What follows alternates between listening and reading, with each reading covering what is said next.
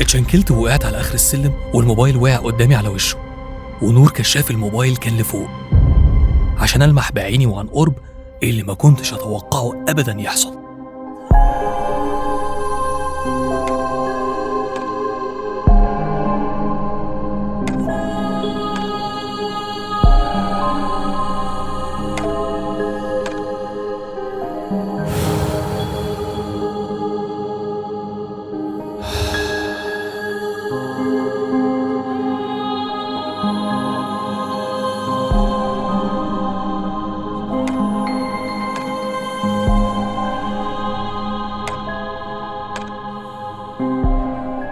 لمحت الطيف، لكن المرة دي ثابت في مكانه وواقف بره باب عم أيوب في شارعنا، وكأنه مستنيني. قمت ببطء من على الأرض جوه حوش البيت. حسيت إن هيجيلي سكتة قلبية وقتها، وجسمي حسيته متلج. انت رايح فين؟ سمعت صوت في وداني. انت رايح فين؟ بلعت ريقي ورديت في سري ببطء. انت مين؟ انت اللي قتلت عم ابراهيم وايوب صح؟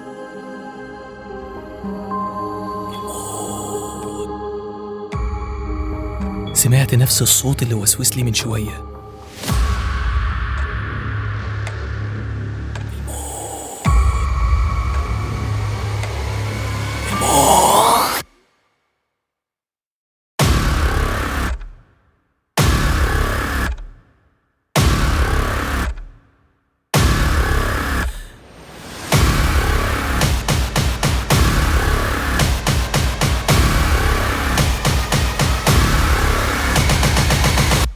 انت بتعمل معايا كده ليه؟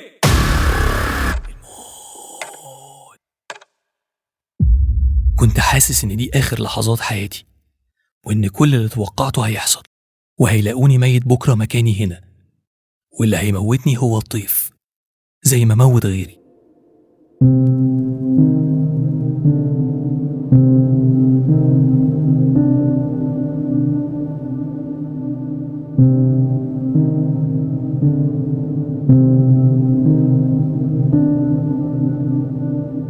غمضت عيني ورددت بعض الآيات في سري، وفتحت عيني مرة تانية ما لقيتش حد.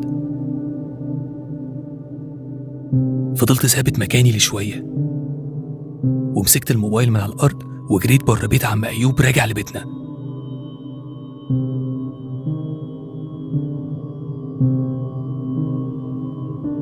وكنت واخد قرار إني هحرق الكتابين أول ما أوصل لبيتنا.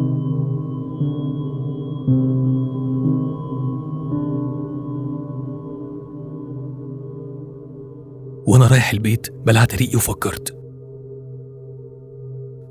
ما هو ممكن يكون الطيف اختفى ومستنيني في بيتنا فوق.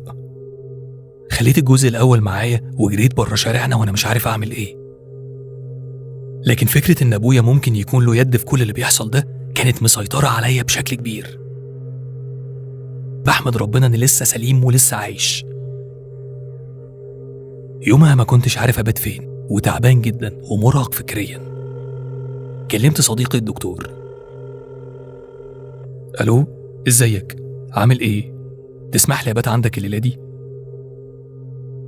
ولأنه عايش لوحده متغرب عن أهله اللي في سوهاج وافق بدون تردد ورحب بيا.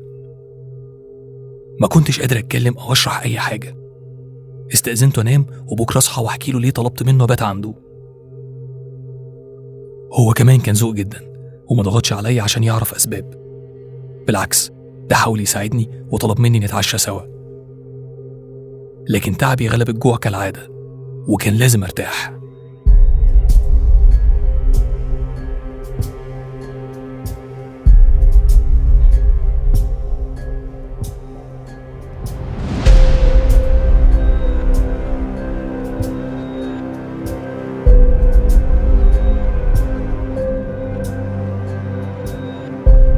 تاني يوم صحيت من النوم لكن ما لقيتش الكتاب جنبي.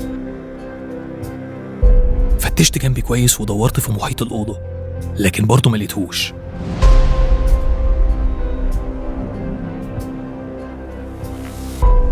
دورت على صديقي في البيت لكن هو كمان ما كانش موجود في البيت.